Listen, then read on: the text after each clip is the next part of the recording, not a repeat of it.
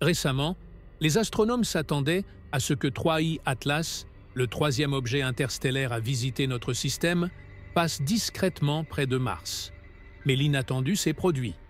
En seulement 2 jours, le corps céleste a brillé 6 fois plus fort que prévu, libérant un immense nuage verdâtre de dioxyde de carbone 2 fois plus gros que le Soleil. Aujourd'hui, Atlas fonce vers Mars à une vitesse approchant les 70 km par seconde, dissimulée par la lumière solaire et échappant à l'observation des télescopes terrestres. Ce comportement anormal soulève des questions fascinantes. S'agit-il simplement d'une physique inconnue ou de quelque chose d'encore plus surprenant? Actuellement, l'objet se trouve à environ 300 millions de kilomètres du Soleil et se déplace à 58 km par seconde, soit plus vite que n'importe quelle planète, surpassant même Mercure. À titre de comparaison, il franchirait la distance Terre-Lune en un peu plus d'1 heure, un exploit qui a pris 3 jours aux missions Apollo. Fin octobre, lorsqu'il atteindra le périhélie, il devrait atteindre près de 68 km par seconde, une vitesse extrême pour des objets naturels. Sonde solaire. Parker n'atteindra que 200 km par seconde. Après des années d'ajustements orbitaux, Atlas atteint sa vitesse uniquement grâce à la chute libre gravitationnelle. Sa luminosité est également surprenante.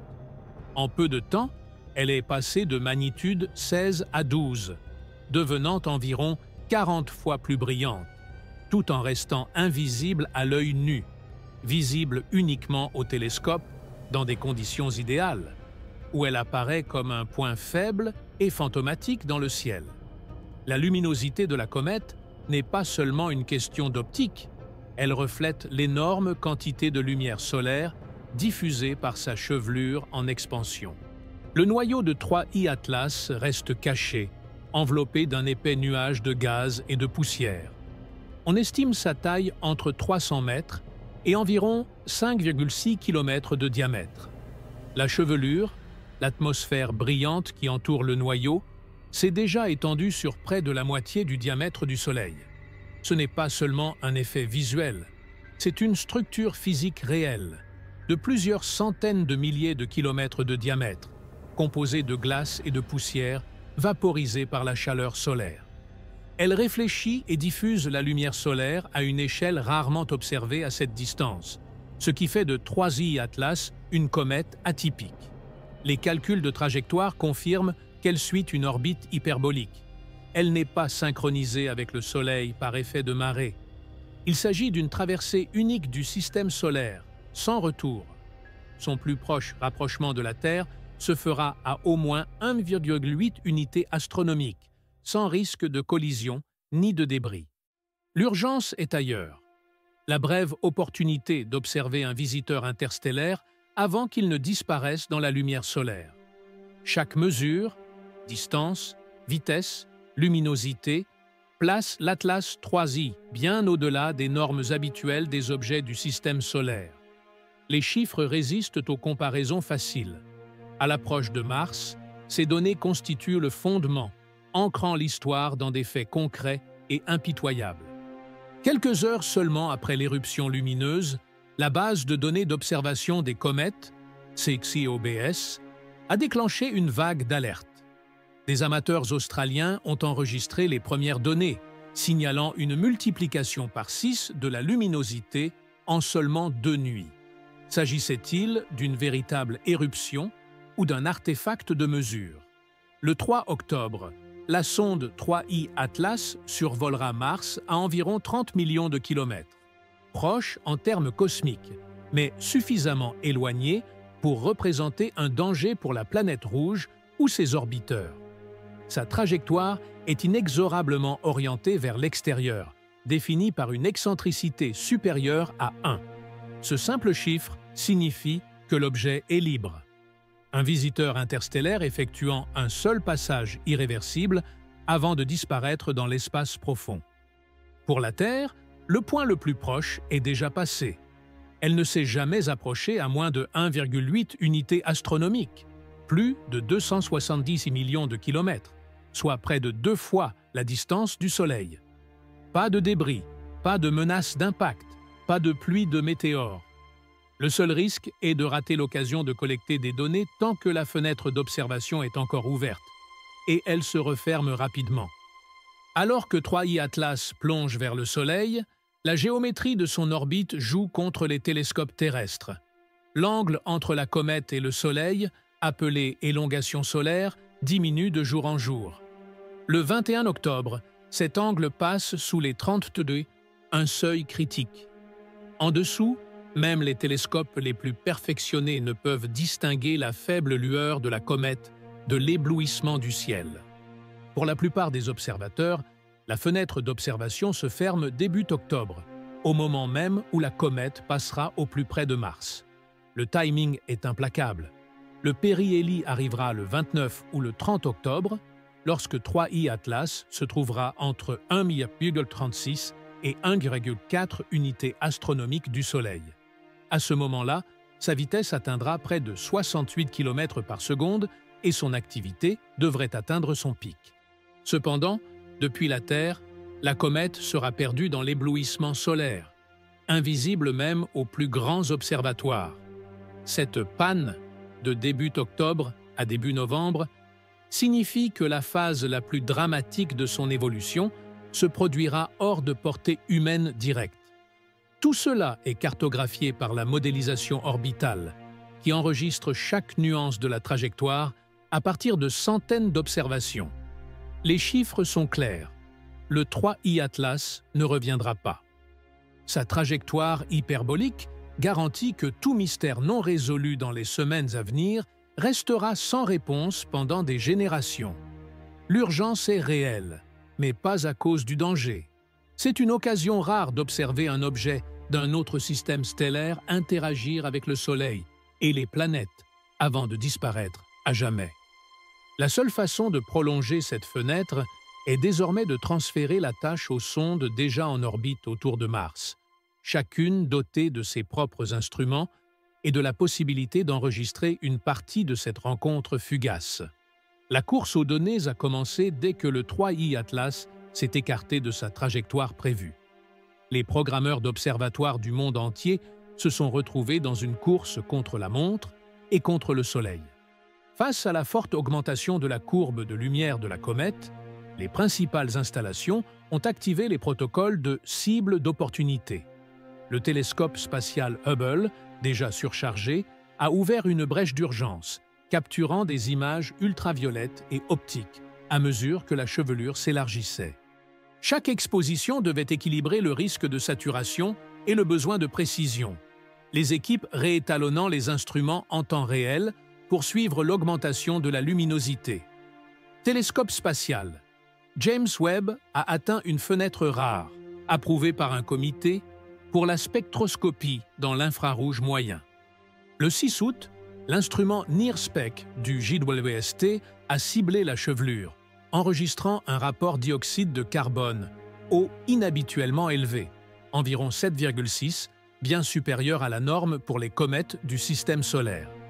Cette découverte, communiquée en temps réel au Minor Planet Center et partagée sur des canaux de discussion privés, a suscité une vague de demandes d'observations spectrales supplémentaires. Observatoire Gemini Sud, au Chili, a ensuite pris une série d'images optiques et proches infrarouges.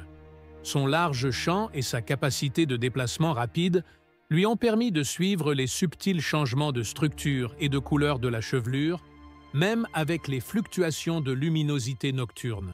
Pendant ce temps, SPRX, le cartographe infrarouge de la NASA, a ajusté sa vitesse de balayage pour capturer des aperçus de l'évolution du spectre de la comète. Bien que SPRX n'ait pas été conçu pour des suivis rapides, sa large couverture en longueur d'onde offrait une base unique pour la surveillance des émissions volatiles à différentes distances solaires. Chaque observatoire apportait ses atouts et ses limites. Hubble pouvait observer les détails les plus fins de la chevelure, mais seulement dans des fenêtres de temps courtes. JWST offrait une sensibilité inégalée dans l'infrarouge, mais avec un calendrier serré. Gemini, étant terrestre, dépendait des conditions météorologiques et souffrait de l'élongation solaire en constante diminution. La coordination de ces ressources exigeait un niveau de synchronisme plus courant lors des exercices de défense planétaire que lors des études de routine sur les comètes. Les directeurs d'observatoires devaient concilier les demandes d'équipes concurrentes, tandis que les flux de données s'accumulaient tard dans la nuit pour traiter les images brutes. Les forums de discussion étaient saturés de débats sur les filtres et les temps d'exposition. Chaque enregistrement devait compter. Le sentiment d'urgence était renforcé par la panne imminente. Une fois plongée dans l'éclat du Soleil, la comète serait invisible depuis la Terre pendant des semaines. Les derniers ensembles de données, images ultraviolettes de Hubble, spectres de dioxyde de carbone de Webb, couleurs enregistrées par Gemini, constitueraient le dernier enregistrement observé depuis la Terre. Alors que la livraison des observations aux orbiteurs de Mars approche, la campagne terrestre est devenue un test de coordination mondiale, extrayant toutes les mesures possibles d'une cible sur le point de disparaître. Mars devient le principal observatoire du système solaire lorsque les télescopes terrestres sont aveuglés par le Soleil.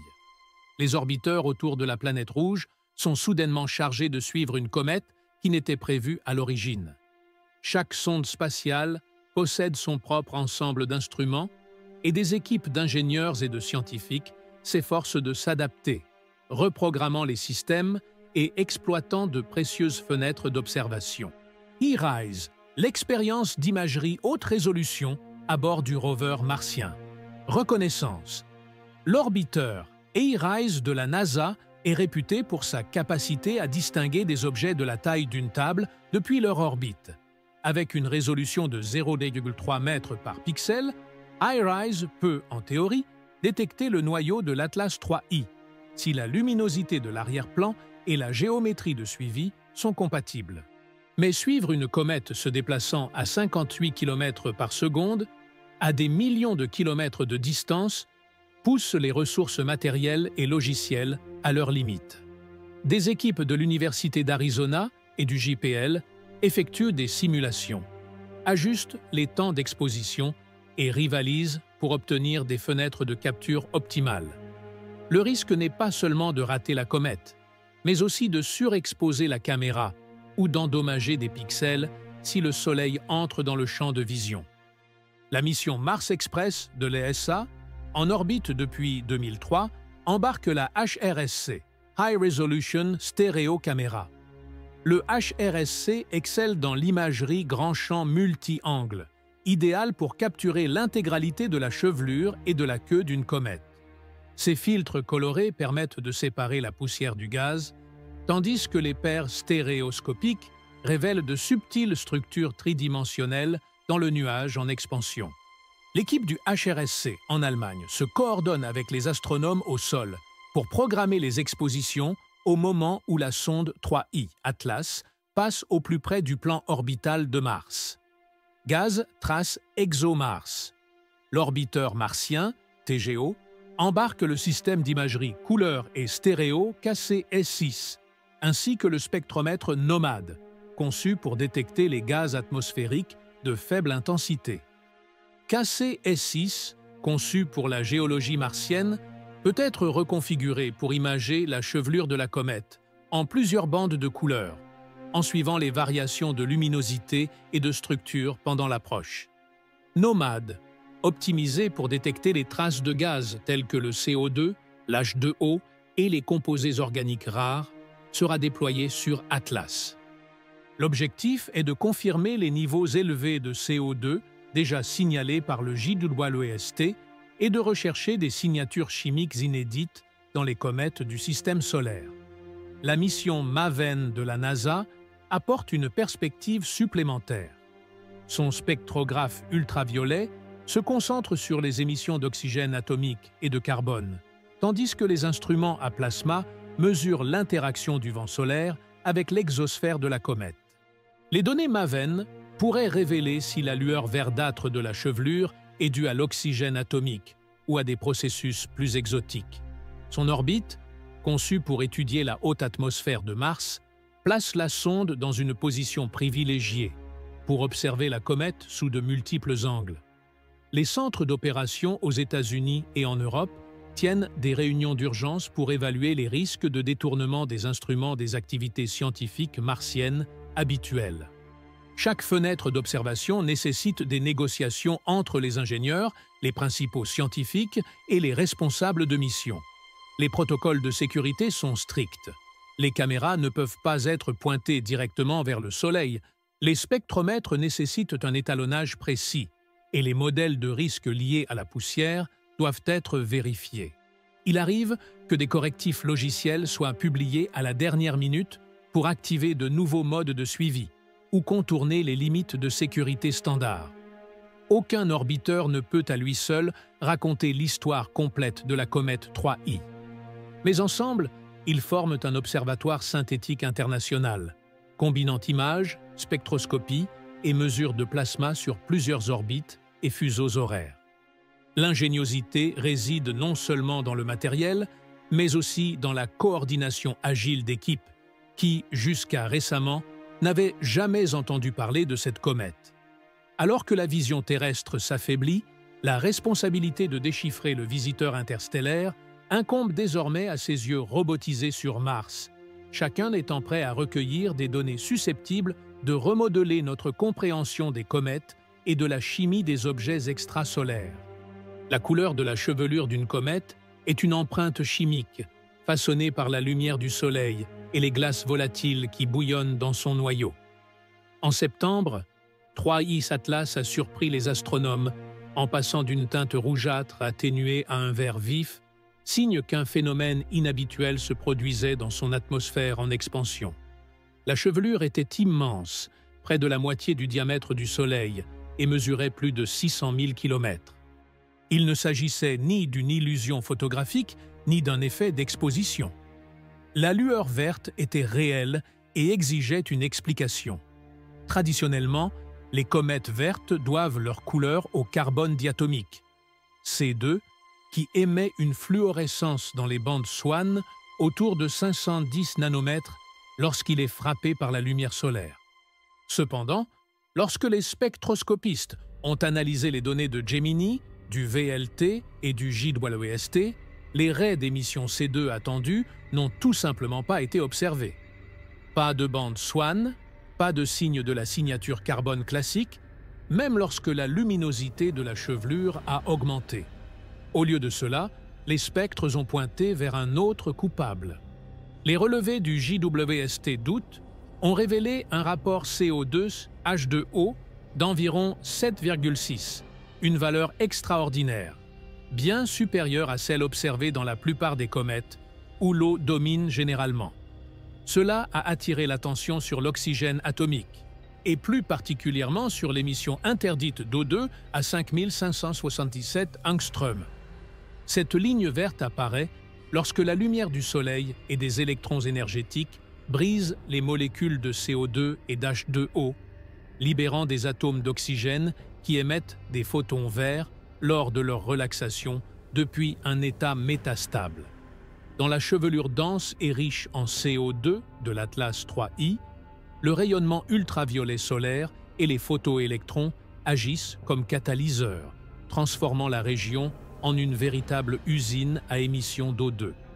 Des expériences en laboratoire et des études antérieures avaient déjà mis en évidence ce processus, mais l'Atlas 3I l'amène à une extrême sans précédent. Même à 2 unités astronomiques du Soleil, les conditions étaient favorables à la domination de ce mécanisme, surpassant la lumière réfléchie par la poussière et produisant la lueur verdâtre fantomatique qui caractérise aujourd'hui la comète. D'autres hypothèses ont été envisagées. Les équipes ont recherché des signes de fluorescence du CO, de diffusion de la poussière et de rares effets plasmatiques. Mais l'absence de CO et le spectre de poussière inchangé rendaient ces options peu probables. Le débat s'est déroulé en temps réel, les chercheurs partageant spectre brut et script d'étalonnage, examinant chaque nouveau point de données pour le C2 ou d'autres chaînes carbonées. Mais un consensus s'est dégagé. L'oxygène atomique était la force motrice. La coïncidence temporelle était convaincante. La phase verte a débuté juste au moment où le flux de CO2 a atteint un pic et où la comète a franchi le point où le rayonnement UV solaire pouvait réellement fragmenter les molécules de sa chevelure en expansion. Le docteur Lena Sato, spectroscopiste principal de l'équipe JWST, a décrit le défi comme « la poursuite d'une cible mouvante à la personnalité changeante ». Chaque spectre a capturé un système en mouvement, où la chimie et la physique se sont heurtées à une échelle rarement vue. L'absence de ces deux n'était pas un échec, mais un indice que 3I Atlas fonctionnait selon des règles différentes de celles des comètes du système solaire. La lueur verte devint sa marque de fabrique, un indice de chimie interstellaire et de glace ancienne formée dans une autre nurserie stellaire. Le mystère reste entier. Alors que la chevelure évolue et que les orbiteurs martiens se préparent à de nouvelles observations, la recherche de raies spectrales définitives, C2OI ou quelque chose d'encore plus étrange, se poursuit. Chaque mesure pourrait révéler si 3I Atlas n'est qu'une comète poussée à ses limites ou un messager apportant des secrets venus d'au-delà de notre voisinage stellaire. La question suivante: comment cette chimie façonne-t-elle la structure de la comète? Et que révèle l'antiqueux sur les forces qui façonnent ce visiteur extraterrestre? Une bande orientée vers le Soleil traverse la chevelure de 3I Atlas, contredisant l'image classique d'une queue cométaire. Au lieu de s'éloigner du Soleil, l'antiqueux pointe directement vers lui, visible à la fois sur les images de Hubble et sur les télescopes terrestres. L'explication courante, un effet de projection lorsque la Terre croise le plan orbital d'une comète, ne s'applique pas ici.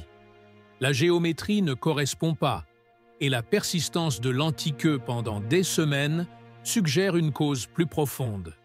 Les physiciens et les dynamiciens des plasmas se sont concentrés sur la mécanique.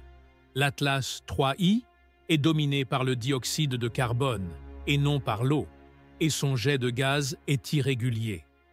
La lumière solaire frappe le noyau selon un angle prononcé, propulsant des jets de gaz et de poussière principalement du côté exposé au Soleil. Cette activité irrégulière projette de gros grains de poussière vers l'extérieur, mais de manière inégale. Les jets les plus puissants se produisent là où l'insolation est maximale, étendant la ligne de givre plus près du Soleil que dans les comètes classiques. Les grains lancés le long de cet axe sont plus gros et plus lents, résistant beaucoup plus longtemps à la chaleur et à la pression du rayonnement. Le résultat? Une véritable antiqueux physique, un arc de grains massifs pouvant persister sur des dizaines de milliers de kilomètres avant de finalement se sublimer. Les modèles indiquent que ces grains ont un diamètre d'au moins 10 micromètres, suffisamment grand pour résister au vent solaire et maintenir leur trajectoire vers le Soleil. Leur survie dépend à la fois de leur taille et de leur composition. Alors que la glace de CO2 s'évapore rapidement, des grains mêlés à des matériaux plus sombres et moins volatiles peuvent persister suffisamment longtemps pour former la structure observée.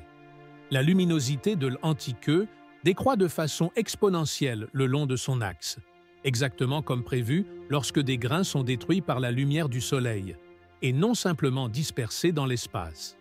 Les forces électromagnétiques ajoutent à la complexité. À mesure que la chevelure s'étend, elle devient un laboratoire d'interaction plasmatique.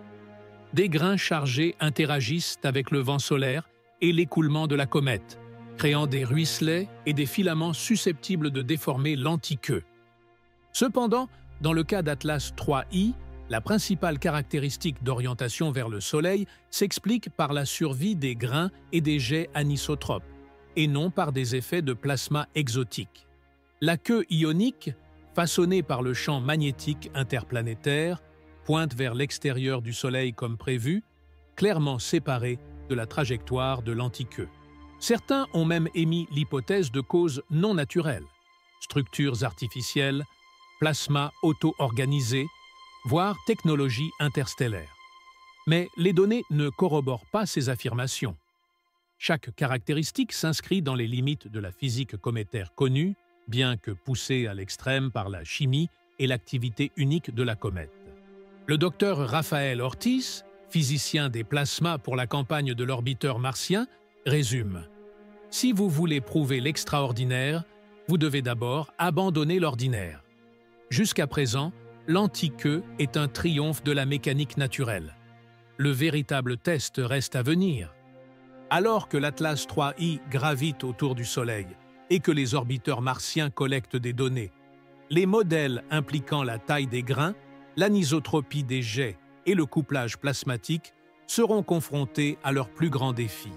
Si l'anti-queue s'affaiblit ou se fragmente, comme prévu pour les grains entraînés par le dioxyde de carbone, les arguments en faveur d'une origine naturelle se renforcent. Dans le cas contraire, une nouvelle physique pourrait se dessiner. Après le périhélie, 3I Atlas entre dans sa phase la plus imprévisible. Les modèles sont divisés en différents scénarios. Certains prédisent un lent déclin, la luminosité diminuant à mesure que les glaces volatiles s'épuisent et que la chevelure rétrécit, ne laissant qu'un faible vestige dérivant dans l'espace.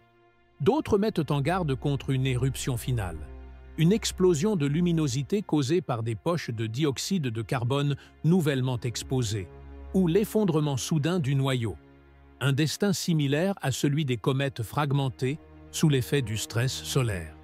Une troisième possibilité pèse lourd dans tous les calculs dynamiques: la désintégration. Si le noyau est aussi poreux et fracturé que son activité le suggère, le périhélie pourrait marquer sa rupture, dispersant des fragments qui provoqueraient un bref pic de lumière avant de disparaître dans le vide. Le docteur Mara Valente, dynamicienne des comètes qui suit l'événement, décrit les semaines à venir comme un test de résistance pour toutes les théories sur les voyageurs interstellaires. Les simulations de son équipe esquissent des dizaines de scénarios, chacun lié à des diagnostics spécifiques. Une légère baisse de luminosité indiquerait uniquement un dégazage. Des sauts irréguliers ou des baisses soudaines pourraient signaler une fragmentation.